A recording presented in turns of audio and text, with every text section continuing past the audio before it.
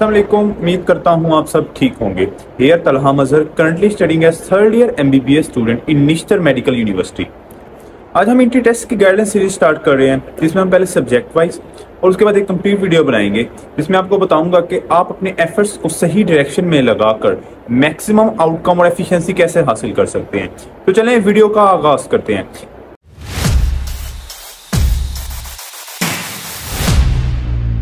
देखिए, आज हम बात करेंगे बायोलॉजी के बारे में कि बायोलॉजी में आप 100% मार्क्स कैसे ले सकते हैं। देखिए, होता ऐसे है कि हमारा जो बायोलॉजी का सब्जेक्ट है, it is one of the main subjects in entry test, जिसमें बच्चे इजीली मार्क्स स्कोर कर लेते हैं, क्योंकि इसमें जो हमारे पास ज्यादातर इंफॉर्मेशन जो MCQs आते हैं वो इंफॉर्मेशन बेस्ड होते हैं, या फिर हमारे पास जो बुक्स उन्होंने प्रोवाइड की होती हैं उनमें से ही होते हैं। तो हम इसको इजीली कवर भी कर लेते हैं और इसमें इजीली मार्क्स भी स्कोर कर लेते हैं। लेकिन इसको बेहतरीन तरीके से पढ़ना और इस बात को जानना कि जो हमारे एंट्री टेस्ट पेपर बना रहे हैं वो हमसे क्या डिमांड कर रहे हैं कि हम किस तरह पढ़ें, तो हम उसके बारे में ही बात करेंगे।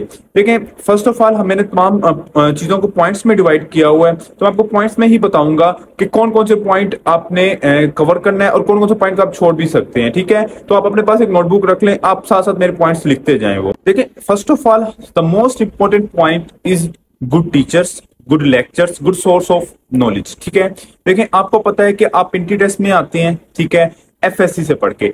FSC में पढ़ने का मेथड और एंट्री टेस्ट में पढ़ने का मेथड बहुत डिफरेंट है। एंट्री टेस्ट में रट्टा लगाना होता है, FSC में रट्टा लगाना होता है, और एंट्री टेस्ट में उसी रट्टे को यूटिलाइज करना होता है और उसके MCQs के वे में आपको रेडी करना होता है। ठीक है, अब एक ऐसा टीचर आपके पास होना जरूरी है जो आपको आपके माइंड पे आकर आपको बताए कि आपने बुक्स को कैसे पढ़ना है, कैसे आपने MCQs हमारे पास आएंगे और कौन कौन से पॉइंट MCQs के लिए इंपॉर्टेंट है, कौन कौन से पोर्शन से MCQs कैसे बन सकते हैं। ये एक अच्छे टीचर की निशानी है, जो सिर्फ आपको ये ना हो कि आए, उसने रटा रटाया लेक्चर लिया कहीं से, वो आके ब्लैक बोर्ड पे लिख के चला जाए और आप लोगों का ये हमारे पास लेक्चर और RPC को कवर करें।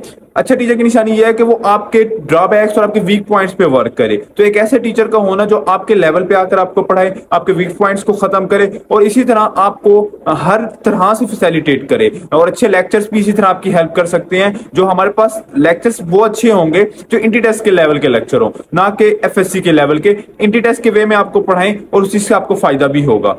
देखिए, as far as books are concern के बायो के लिए आपको कौन कौन सी बुक्स पढ़नी चाहिए। प्रैक्टिस बुक्स पढ़नी चाहिए, एकेडमी की बुक्स पढ़नी चाहिए, पंजाब की बुक्स पढ़नी चाहिए, फेडरल की पढ़नी चाहिए, सिंध की पढ़नी चाहिए, किसकी पढ़नी चाहिए।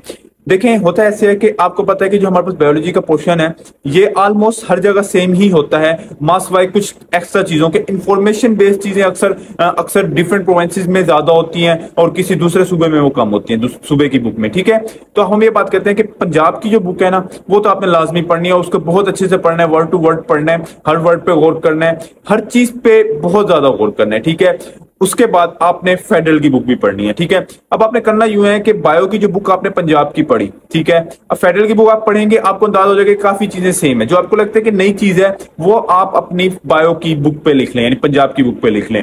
इससे पता क्या होगा, आपको एक ही बार फेडरल पढ़नी पड़ेगी, आपके बायो की बुक के टेक्स्ट बुक भी हो जाएगी, उसके बाद फेडरल के बुक के नोट्स भी उस पर आ जाएंगे। ठीक है, एक्स्ट्रा नोट्स बनाने की जरूरत नहीं है, उसमें बहुत ज्यादा टाइम लग जाएगा आपका। ठीक है, उसके अलावा अगर आप सिंध पढ़ सकते हैं, ये पढ़ सकते हैं तो टाइम है तो पढ़ें, लेकिन कोई ऐसा जरूरी नहीं है। प्रैक्टिस बुक के लिए आप कोई भी एकेडमी आप अगर आपने ज्वाइन की हुई है तो आप उसकी प्रैक्टिस कर सकते हैं। मेन चीज ये मैं बार बार बता रहा हूँ कि टेक्स्ट बुक पे मेन गौर होना चाहिए। ठीक है, टेक्स्ट बुक आप जितनी अच्छी पढ़ी होगी तो आपको अंदाजा हो जाएगा, लेकिन जो आपके पास प्रैक्टिस बुक होती है वो आपको ये बताती है कि जो आपने टेक्स्ट बुक पढ़ी है उसको आपने किस हद तक नॉलेज आपने ग्रैब की है। प्रैक्टिस बुक ही आपको बताती है कि किस तरह के MCQs आते हैं। प्रैक्टिस बुक्स अक्सर हमारी एकेडमीज की बहुत ज्यादा डिफिकल्ट है, ठीक है, लेकिन कुछ एकेडमीज ऐसी हैं जो आपके लेवल पे आकर आपको बताती है कि इस तरह के MCQs आते हैं, जिसमें हमारे पास स्किप्स, स्टेप और ग्रिप की बुक बहुत अच्छी हैं। कुछ एकेडमीज के पेपर हमारे पास बहुत ज्यादा मुश्किल होते हैं, जो उनके प्रैक्टिस बुक्स होती हैं। ठीक है, तो आप ट्राई करें कि स्टेप या किप्स में से किसी एक की बुक पढ़ लें। एक और बुक है तारिक सहू की, आई थिंक मैं आपको कंफर्म करके कमेंट सेक्शन में दोबारा भी बता दूंगा। उनकी बुक है तारिक सहू की बुक बायो के लिए। उन्होंने तमाम जो हमारे पास सूबे हैं उन तमाम सूबों के जो मेन पॉइंट्स हैं और जो MCQs के वजह से इंपॉर्टेंट चीजें हैं उन सारों को मिला के एक बुक बनाई हुई है। ठीक है, MCQs भी दिए हुए हैं, हर चीज दी हुई है। तो वो बुक अगर आप पढ़ सकते हैं तो वो भी लाजमी पढ़िएगा, वो आपके तमाम सूबों का नॉलेज को एक ही पॉइंट पे ले आती है और आपको हेल्प करती है कि आप बेहतरीन तरीके से बायो को टैकल कर सकें। देखें, अक्सर बच्चों को अभी तक ये नहीं पता होता कि एंट्री टेस्ट में बुक्स को पढ़ना कैसे। देखिए, मैं आपको बताता हूँ कि बायो की बुक को आपने पढ़ना कैसे। इन्वॉल्व्स, देखिए नर्वस कोऑर्डिनेशन आपने लफ्ज यूज करना है, दिस टाइप ऑफ कोऑर्डिनेशन नहीं। अब आप एमसीक्यू आएगा with type of coordination involve specialised cells and neuron need. अब पहले आप नर्वस कोऑर्डिनेशन आपने पढ़ा होगा तो आपके लिए आसानी हो जाएगी ना, ठीक है। उसके बाद पूछा हुआ है कि directly we are the central nervous system to form network that connects cells और ऑर्गन्स विच इज, अभी पूरी एक डिफाइन है ना, ये हमारे पास एमसीक्यूज में आती है, ठीक है। तो आपको पता होना चाहिए, अब यहाँ पे 2-3 एमसीक्यू और बन सकते हैं। Those which carry out actions are called effectors, those which receive stimuli are called receptors, ठीक है। उसके बाद एक और है कि which has the capacity to generate and conduct impulses, neurons has the capacity. अब आ सकते हैं कि न्यूरॉन की कैपेसिटी क्या क्या होती है, वो जनरेट भी करती है, कंडक्ट भी करती है। 2 एमसीक्यूज बन गए। पूछ सकते हैं कि न्यूरॉन में हमारे पास कौन कौन सी कैपेसिटी होती है, वो आगे 3-4 एमसीक्यूज दे देगा, फिर बोथ ए एंड बी दे देगा, जनरेट भी करती है, कंडक्ट भी करती है। देखिए 2 एमसीक्यूज कैसे पढ़ना है, ठीक है। फिर अक्रॉस द साइनेप्स, अब ट्रेवल कहां से होती है, साइनेप्स से, ठीक है। फिर जाती कहां से कहां तक है, रिसेप्टर से effector, bring about nervous coordination. उसके बाद आता है कि हमारे पास एलिमेंट्स कितने होते हैं, 3 होते हैं, याद रखना, ये एमसीक्यूज है इंपॉर्टेंट, ठीक है। इस तरह के एमसीक्यूज आते हैं। फिर आगे है रिसेप्टर्स। देखिए रिसेप्टर्स का उसने बताया हुआ है कि ना रिसेप्टर्स कौन कौन से होते हैं, एक बड़ा इंपॉर्टेंट एमसीक्यूज है। The neuron fibres, the cell body, अगर लिखो है ना रिसेप्टर में B A cell neuron ending और रिसेप्टर ऑर्गन, ये आ सकता है कि विच आर नॉट रिसेप्टर्स।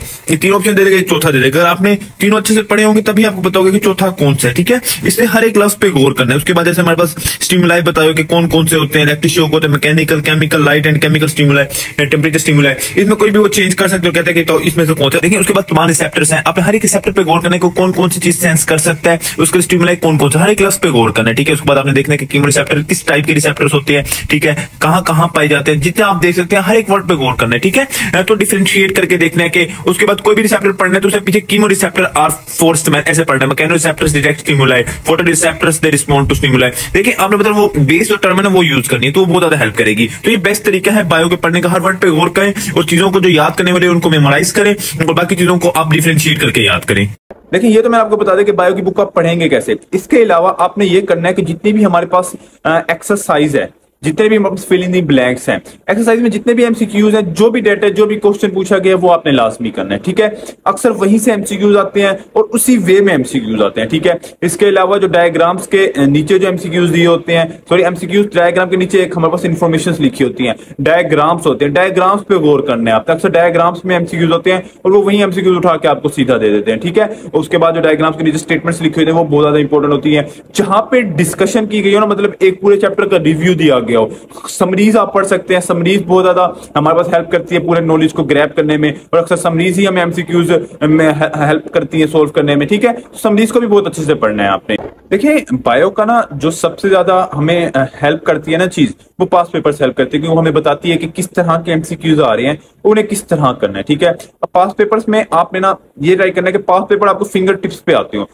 एक तो आपने पास पेपर करने हैं और दूसरा ये देखना है वहां पे कि आपसे पास पेपर में एमसीक्यूज पूछा कैसे जा रहा है, वो आपसे किस तरह पूछ रहा है। देखिए होता ये है कि इसी तरह के एमसीक्यूज ही पूछे जाते हैं, इसी वे में ही पूछे जाते हैं, ठीक है। बस थोड़ी सी स्टेटमेंट्स चेंज हो जाती है, थोड़ा सा डाटा चेंज हो जाता है। तो पास पेपर से आपने सिर्फ याद नहीं करना, वहां पे ये भी सीखना है आपने कि हमारे से एमसीक्यूज किस तरह पूछे जा रहे हैं, हमसे सवाल किस तरह किया जा रहा है। तो ये चीज आपकी बहुत ज्यादा हेल्प भी करेगी जब आप बुक रीड कर रहे होंगे। जब आप पूरी बुक रीड करेंगे, मैंने जैसे आपको कहा था कि एंटी टेस्ट और एफएससी में डिफरेंस होता है, तो डिफरेंस आपको पास पेपर पढ़ने से ही पता लगेगा। तो आप इसके लिए हमारे पास फेडरल के जो हमारे पास नम्स का जो टेस्ट होता है उनके पास पेपर भी लाजमी करें, यूएचएस के जो हमारे जितने भी पास पेपर है वो लाजमी करें। अगर आपके पास टाइम है, अगर आपके पास फजूल चीजों में जाया कर रहे हैं इन सब करने के बावजूद भी, तो पीएमसी 2020 या 2021 में पीएमसी ने टेस्ट लिया था, जिस बार 1 महीना पूरा टेस्ट चला था और 60 टेस्ट हुए थे। उधर का कहीं से पता करें, नेट पे सर्च करें पीएमसी पास पेपर्स, तो वो आपको मिल जाएंगे।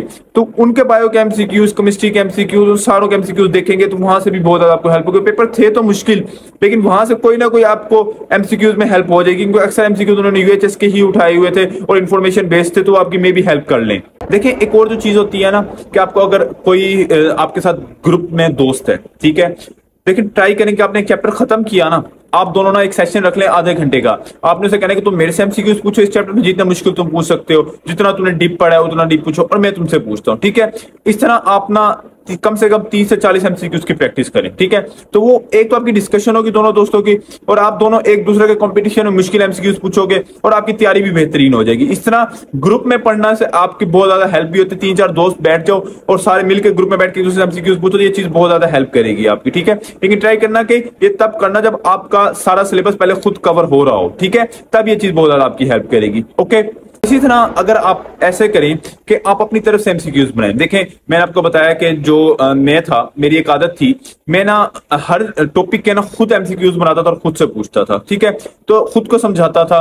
तो ये चीज ना मुझे बहुत ज्यादा फैसिलिटेट करती थी अच्छा पढ़ने में। तो आपने भी ऐसे ही करना है। आप ट्राई करें कि जो एमसीक्यूज आपका फॉर एग्जाम्पल जो पोर्शन आपका वीक है, ये जो पोर्शन स्ट्रॉन्ग भी है आपका, आपने हर पोर्शन से ना हर एक एमसीक्यू, फॉर एग्जाम्पल जैसे आपने लिखा हुआ है ना, आप सेल मेम्ब्रेन पढ़ रहे हैं, ठीक है, अब लिखा हुआ है cell membrane is the outermost membrane of animal cell, ठीक है, ये लिखा हुआ है, except in plants where it is covered by cell wall, ठीक है। अब यहां से 4 एमसीक्यूज बन गए कि क्या, कि सेल मेम्ब्रेन किसकी आउटर मोस्ट मेम्ब्रेन है, एनिमल सेल की, ठीक है। फिर आगे उसने एक्सेप्शन दी हुई है, एक्सेप्शन में क्या दिया हुआ है कि प्लांट सेल में सेल वॉल पाई जाती है। अब एमसीक्यू 4 वे में बन सकता है कि एनिमल सेल की आउटर मोस्ट मेम्ब्रेन कौन सी है, ठीक है, प्लांट सेल की कौन सी है, ठीक है, प्लांट सेल में हमारे पास इन दोनों में डिफरेंस किया है, ठीक है, और उसके बाद एक और एमसीक्यू भी हमारे पास यहां से बन सकता है कि प्लांट और एनिमल सेल में सिमिलरिटी या एक्सेप्शन किया है, ठीक है। तो ये चीज आपको बहुत ज्यादा हेल्प करेगी। बुक्स को ऐसे पढ़ें कि खुद से एमसीक्यूज बनाएं, खुद से पूछें कि इस तरह एमसीक्यूज आ सकता है, इस तरह एमसीक्यूज आ सकता है, इस तरह पूछा जा सकता है, ठीक है। तो ये पढ़ने का इंटी टेस्ट में एक तरीका होता है कि एमसीक्यूज के वे में खुद को पढ़ाएं, ठीक है। तो ऐसे अगर आप पढ़ेंगे तो इंशाल्लाह ये चीज आपकी बहुत ज्यादा हेल्प भी करेगी और आपके इंशाल्लाह अच्छे से अच्छे मार्क्स भी आएंगे। देखिए, एक और इंपॉर्टेंट पॉइंट होता है कि आपने एक चीज पढ़ी, आपने उसकी प्रैक्टिस भी कर ली, अब उसको आपने डिलीवर करना है। उसके लिए आपको एक अच्छा प्लेटफॉर्म चाहिए जहां पे आप टेस्टिंग दे सके। एक ऐसा प्लेटफॉर्म जो आपको वैसे एमसीक्यूज दे जैसे हमारे पास यूएचएस में आते हैं, जैसे आपके फाइनल एग्जाम में आएंगे, ना कि मुश्किल एमसीक्यूज दे के ये कहे कि एमडी कैट तो बहुत जरूरी है, आप तो हमारे बगैर कर ही नहीं सकते। इजी एमसीक्यूज एक किप्स बहुत मशहूर है इसके लिए, स्टेप की एमसीक्यूज बहुत अच्छे होते हैं, स्टार्स के भी अच्छे होते हैं, बट किप्स और स्टेप बहुत अच्छे जा रहे हैं, ठीक है, ग्रिप के भी अच्छे होते हैं। तो ऐसे एमसीक्यूज, ऐसा प्लेटफॉर्म होना बहुत जरूरी है जहां पे गुड टेस्टिंग हो आपकी, ठीक है, डेली का टेस्ट हो एक एक चैप्टर का या एक एक पोर्शन का, और उसके बाद एक और जो चीज आपकी हेल्प करे वो गुड डिस्कशन। देखें, आपने पढ़ लिया, आपने 1000 बार टेस्टिंग दे दी, आपको डिस्कशन नहीं करवाई गई, आप जीरो हैं। तो एक अच्छी डिस्कशन का होना बहुत जरूरी है। तो इस डिस्कशन के लिए अच्छे टीचर्स का होना जरूरी है, एक अच्छे प्लेटफॉर्म का होना जरूरी है। तो एक अच्छी academy with good teachers with good discussion बहुत जरूरी है, ठीक है। देखिए, बायो में ज्यादातर बच्चों के मार्क्स कम आते हैं ना, मतलब जो एमसीक्यूज वो अक्सर गलत कर देते हैं, वो इस वजह से करते हैं कि वो ओवर कॉन्फिडेंट हो, क्योंकि अक्सर एमसीक्यूज बहुत आसान आए होते हैं, उन आसान एमसीक्यूज को करते करते एक बीच में ना वो गलती से गलत कर देते हैं। अक्सर हम कहते हैं कि यार ये तो मुझे आता था, मेरा गलत कैसे हो गया। तो बायो में अक्सर ज्यादातर बायो में ही ऐसे होता है, ठीक है। तो कोशिश करनी है कि बहुत विजिलेंटली, बहुत ही एहतियात से एमसीक्यूज पढ़ के, हाँ, चारों एमसीक्यूज देख के, आपने चारों पोर्शंस देख के उसके कौन कौन सा हमें एबीसी में पूछा गया, चारों पे गौर करना है, उनमें जो बेस्ट होगा वो आपने लगाना सोच समझ के, ठीक है। इजी होता है, इजी के चक्कर में आप गलत कर देते हैं, ठीक है। उसके अलावा मैं आपको और फार्मूलाज भी बताऊंगा कि अगर आपको एमसीक्यूज का आंसर नहीं आता तो फिर आप बेस्ट वे में कैसे उसको सॉर्ट आउट कर सकते हैं, ठीक है। वो मैं आपको नेक्स्ट वीडियो में बता दूंगा। बट अभी जो हम बात कर रहे हैं वो ये कर रहे हैं कि आपने जो मेन चीज करनी है वो ये करनी है कि good testing, good lectures, book को अच्छे से पढ़ें और तमाम पॉइंट्स जो मैंने आपको वीडियो में बताया उन सब पे गौर करना है, ठीक है। इसके अलावा भी अगर आपको कोई सवाल है, ठीक है, तो आप मेरे से कमेंट सेक्शन में पूछ सकते हैं, ठीक है, या मेरे पास इंस्टाग्राम पे भी आप मुझे अप्रोच कर सकते हैं। तो मिलते हैं नेक्स्ट वीडियो में, तब तक मुझे दीजिए इजाजत। अल्लाह हाफिज।